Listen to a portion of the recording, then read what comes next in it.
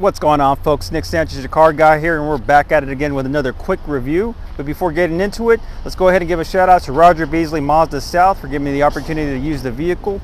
And with that said, let's go ahead and get right into it. So today we're doing a 2019 Acura RDX A-Spec. Let me go ahead and read some of the specs here. So it's going to have a 2.0 four-cylinder turbo engine with a curb weight of 4,015 pounds. We're going to have a 21 city, 26 highway, seating capacity of 5, and overall I think this is a very good looking vehicle. I am excited. Crossovers are usually something that you don't get pumped up about, but if you're looking for a nice quality vehicle just to go up through town, looking nice, looking clean, I think this is it. So with that said, let's go ahead and get right into the okay, so let's go ahead and start the review by panning around the back. You do have the A-Spec badging and some beautiful 20-inch wheels. You got your touch keyless entry system, those little notches for the rear passengers, so that's always nice. This one has some nice tinting. We got more A-Spec badging on the side right there. And coming around to the front, I am liking this style, the big symbol right here. It looks like, I know Mazda has kind of a similar setup, so it looks like maybe that's just coming into style right now. Overall, I do like the grille. I do like the daytime running lights. So that's always a nice feature for safety, and overall very good looking presentation. Let's go ahead and pan around to the other side. And yeah, I think Acura did a great job on this little RDX. And then you got the rear spoiler in the back, just kind of tying everything together. Coming around the back end, RDX badging, and then you do have these dual chrome tip exhausts as well. Overall, very nice presentation. All right, y'all, so starting from the rear, let's go ahead and open it up with that automatic lift gate. Let's take a peek into the back. You do have this cubby hole right here, some additional storage bins, and it looks like you got these clips to secure cargo. The right hand side, these look like they'll launch the seats forward, and that's pretty straightforward. You do have notches for a privacy screen here as well, so I'm not sure that that's something you have to purchase aftermarket. And then to close the trunk, one push, and you are good to go. All right, and in back of this beautiful grille, here is the engine bay, which is going to be that 2.0 liter turbocharged engine right here by Acura. Going to pump out that, 272 horsepower at 6,500 RPMs. And overall, very clean bay, very simple, very straightforward, nothing too crazy. But that does help move this good-sized vehicle. And let's go ahead and get a back shot. Got the Acura badging right there. So overall, nothing too crazy, and that's pretty straightforward. Coming around the passenger side, we have this nice chrome built-in over the speakers right there.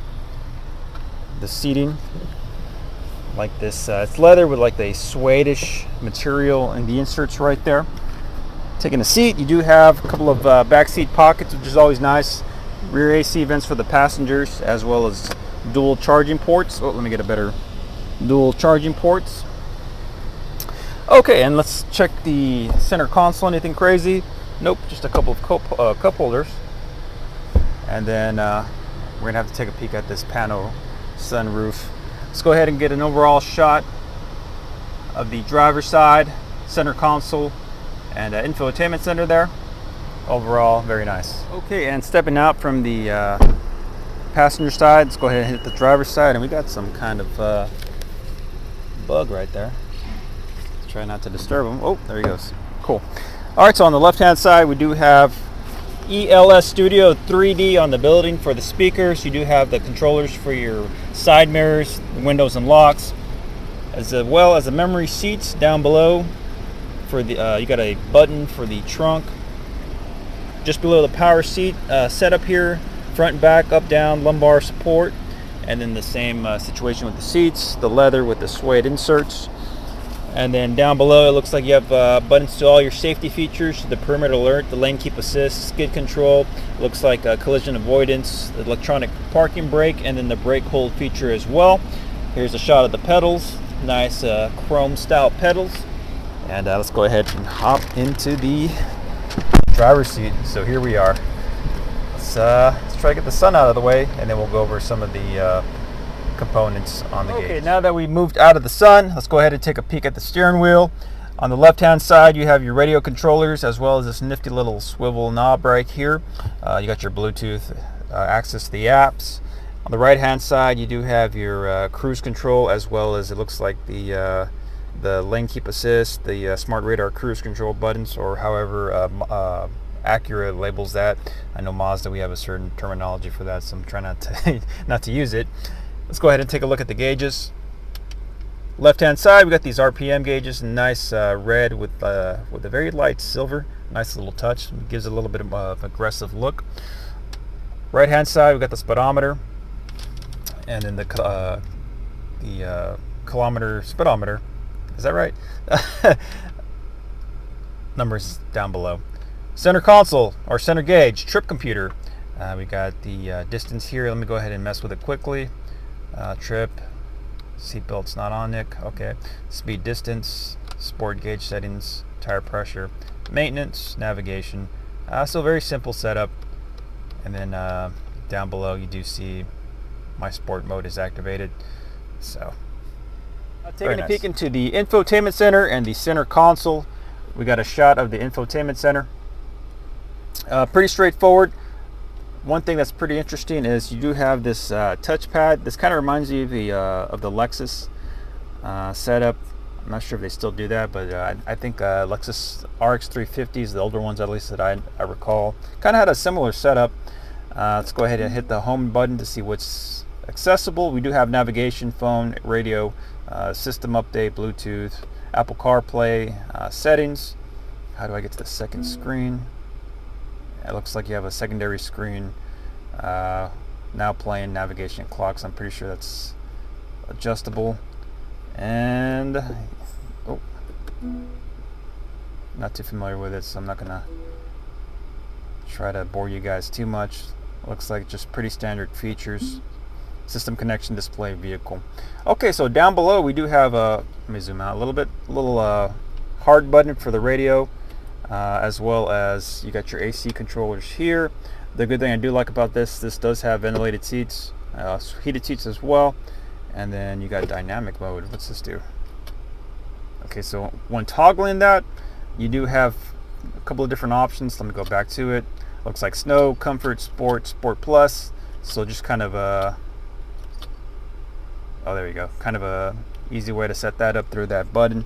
You do have the automatic ignition off button, and then you do have the setup where there's no shifter. It's all push. So of course that's the way it's set up. Back on the steering wheel, I forgot to mention the paddle shifters. And then the only reason I brought that up is because you do have the S under the driver S mode. So I'm guessing when you do that, you'll have access to those. All right, so this is the setup for the infotainment center. Nothing too crazy. So let's go ahead and move on to the center. So taking a peek into the center console, you do have your cup holders, the charger to the Apple CarPlay, and nice little cubby. You go ahead and access the rest of the center storage, so some additional cubby for whatever you may need. I'm gonna go ahead and actually close it and see what this looks like. So you slide it. Cool. All right, so right above we do have access to the moonroof.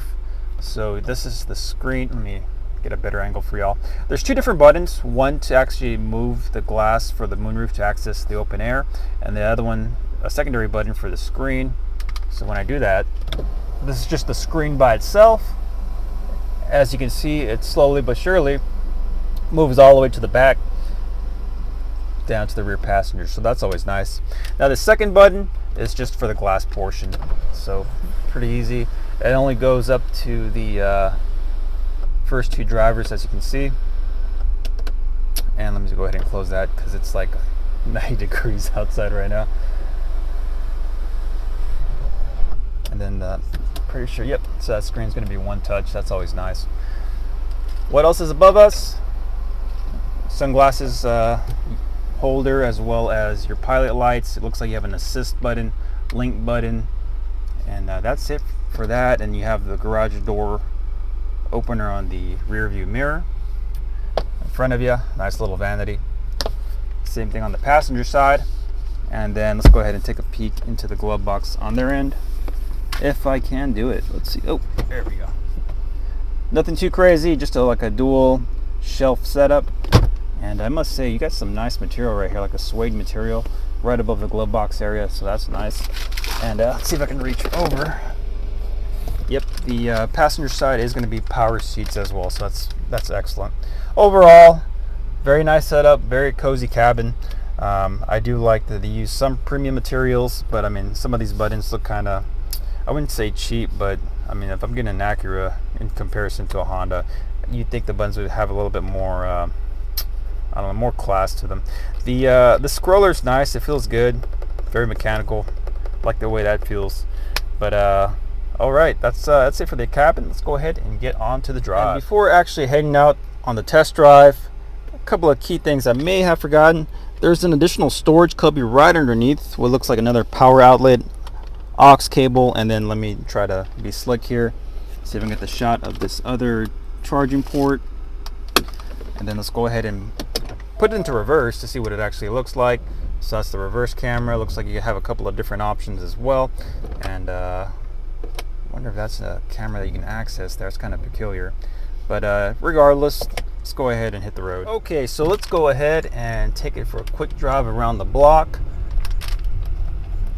And hopefully traffic won't be too crazy, so we can actually get it up to a little bit of a decent speed, preferably 50-60 miles an hour. Want to see what that little turbo has, pumping at 272 horsepower. So kind of curious. I mean, I think the weight of this vehicle is about 4,000 pounds right now. Let's see, do I have it in sport mode? I believe I do. Yeah, let's go ahead and do comfort first. So comfort should be just the natural setting for the vehicle, nothing too crazy. The suspension should be just decent. And looks like we are going. Overall, I'm naturally a big, as dorky as this sounds, I like the Honda CR-V. I have one personally as the daily driver. So, you know, recognizing that this is a RDX, it's just pretty much an upgraded version of that. So I kind of like that car. And this is overall a big upgrade compared to the CR-V. Of course, I do have an older one, so that may have something to do with it. So the overall feeling of this vehicle is very cozy. I do like these seats. The suede insert just helps as well with the heat. Here in Texas, you know, what that sun gets a hold of those black seats, it's going to be hot. But that suede insert kind of alleviates some of that intense heat, because it's more of a, you know, cloth that doesn't absorb that heat like that. But that's just the way I think about it. So let's go ahead and bump this up into sport mode and see how it feels. I'm going to come up to a stop sign. I'm going to try to punch it a little bit, and then we're going to put Sport Plus to see how aggressive it gets. I know at the end of the day this is not a sports car, but I'm just kind of curious because it has those options on here. I'm also surprised with the suede over the glove box area. I think that's a nice touch to this vehicle. And let's go ahead and punch it. Okay, that's decent. Let's put in Sport Plus. Okay, that's very nice. That kind of surprised me. It has some good pickup for the size of the vehicle. Of course, if you're a little bit more aggressive on the highway, I can see that can be a plus. And let's go ahead and just wrap around the corner. So the overall looks of the Acura, I think it was back in, I may be mistaken, 2015 or 2016 when they changed up the grille. I think that was a nice improvement. I may have that wrong. I'll have to look it up after this video. You know, like Mazda has that similar thing where they have a big glossy emblem. And I guess that's maybe just in right now. Overall, I do like the grille. I like the way they're going towards more just a, I'm not sure what the word I'm looking for. Not obnoxious, but just a very prominent, like, oh, this is what this brand is, right? So I'm gonna go ahead and take a right. An additional thing I would like to do is take a turn into the parking lot in a circle to check out the radius here. But yeah, the interior, the exterior overall, I say it looks a little bit aggressive, and I like it. The interior is nice. The way this is driving, though, I am impressed. Let me put it back into comfort mode because I'm just on a regular street. I do like the way this handles. I just want to check out the circumference of my turning radius here. So I'm turning into a random parking lot, and this dude's probably like, dude, what are you doing, man? You're always turning in the circle here. Here we go. Oh no, yeah, not great. Mazdas are a little bit better. don't at me. Okay, let me try this one more time. Got it fully in a circle here. Yeah, it's a little bulky, but we managed to get through. Not as tight as I would like, but not bad either. I do like the storage area, plenty of storage space. Of course, the seats do fold down 60-40 split, so if you do have some additional cargo that you may need, you got it there. And yeah, I mean, I think the fuel economy is pretty good as well for the size of the vehicle. I mean, 22 city, 27 highway, can't beat it. I know there's you know, hybrids out there that are a lot better, but if you're just looking for something with a little bit more space, I think this is a good vehicle to take into consideration. Let's go ahead and head back into the parking lot here. All right. You got lucky. There wasn't too much traffic on the road today. And let me park away from the sun. Overall, very pleased with this vehicle. Myself, I probably wouldn't get it in black. I'd probably get it in a different color. But in comparison, I think you have what, the Lexus RX 350, the Mazda CX-5, and then of course the Acura RDX in the same class. Overall, I'm impressed. I like the materials. More biased towards the CX-5 and the Lexus, but this is a good pick. I recommend, you know, checking it out. You know, do your due diligence. Check the Carfax. Make sure it's a clean vehicle. Make sure it's been maintained. But overall, yeah, I recommend checking out those other two cars if you're in the market for something like this, and see where you go from there. All right, folks, that was it for this quick review. If you liked the video, give it a like, and thanks again to Roger Beasley Mazda South. If you are in the market for a vehicle and live in the Austin area, check out our website, mazdasouth.com, and I'll go ahead and leave a link in the description below. All right, folks, until next time.